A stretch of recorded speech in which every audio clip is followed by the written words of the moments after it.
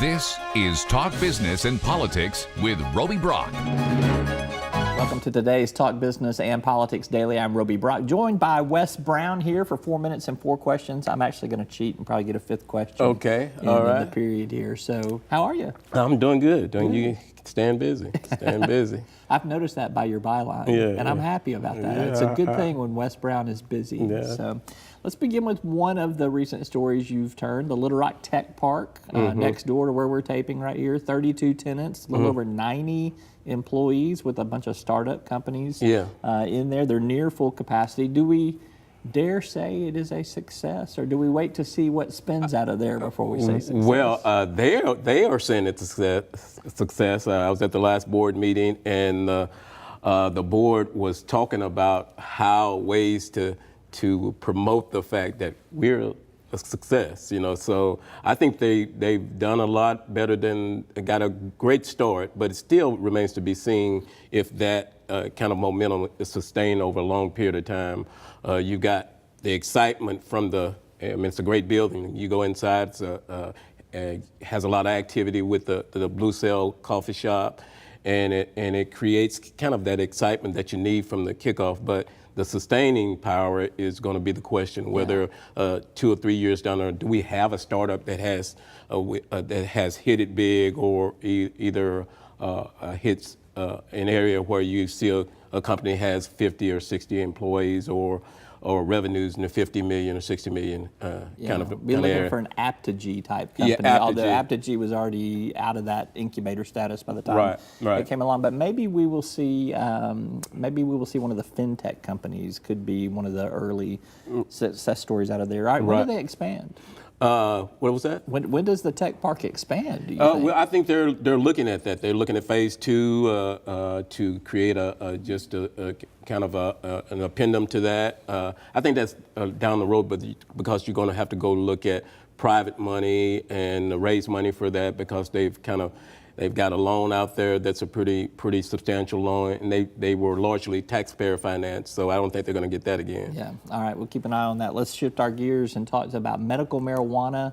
We're in the process now until sometime in about mid to late September. We're going to be watching for applications for cultivation facilities and dispensaries. Right now, 0 at this point in time, but my question to you is, will there eventually be more applications than available slots?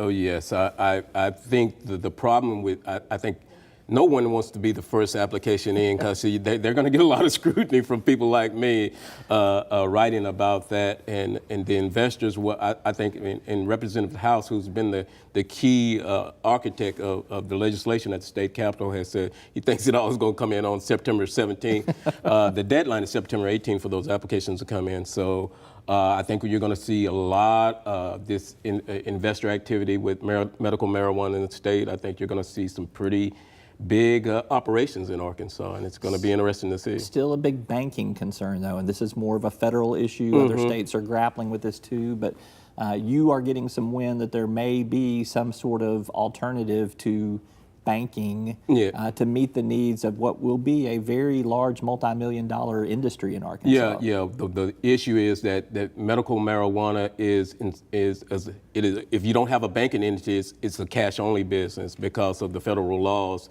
And I think the FBI and some federal people are going to be watching that model in Arkansas. But that when you have a cash-only business, you have dangers that are associated with that. That are the same associated with illegal marijuana, that cash-only business. So that model is going to have to be fleshed out. I think, I have talked to some entities out there who said they've got some ideas or model how to create a banking payment system. So that could be larger than Arkansas, though. That could be something that could be national. Right. But the banks don't want to get in it because of the federal laws. So that's the issue we have. And the feds have sent some signals that they will be looking at this pretty closely, as you indicated. Right. All right, last question for you here. Dillards posts a second quarter loss of $17 million. Is this a blip on their radar, or Houston, do we have a problem? If it's a blip, it's a pretty large blip. It's an issue not just with Dillards, but any kind of retailer who has been tied to malls and And J.C. Penney's, I think over the next 5 or 6 years, you're going to see some of the familiar names that we know that we've grown up, J.C. Penney's, Dillards, Macy's, Sears. Some of those are not going to be around because, and the issue is that online, people are buying most of their everything from furniture to cars online. So that issue is going to affect companies like that are located, that are locked down on a mall, that are locked down with real estate, and that's the issue. They may become real estate companies rather than retailers. All right, shop Dillards is the message here, correct? Yeah, that is, Right. Especially if you got stock in them. That's right. Thank you, Wes Brown, as always. He does great stuff for us. You can keep up with him daily at talkbusiness.net. Appreciate you. All right, man. That's all for today's program. Thank you so much for tuning in. We'll see you next time. Arkansas Electric Cooperative Corporation provides electric energy across 2/3 of Arkansas. This is an exciting time in our energy history, with incredible progress being made in renewable energy and storage technologies. As our energy portfolio continues to diversify, we'll maintain an all-the-above strategy to provide reliable and affordable electricity. Ever since the first light bulbs were placed in our members' homes, the electric cooperatives have been the solutions provider for our members, and we want to continue that well into the future. Each day, the promise of our nation begins again. Arkansas and America, moving forward. I help make that promise a reality. It's not for everyone, but people everywhere depend on us. Oh, I love you too, sweetie. Trucking delivers, or everything stops. And that's what drives me.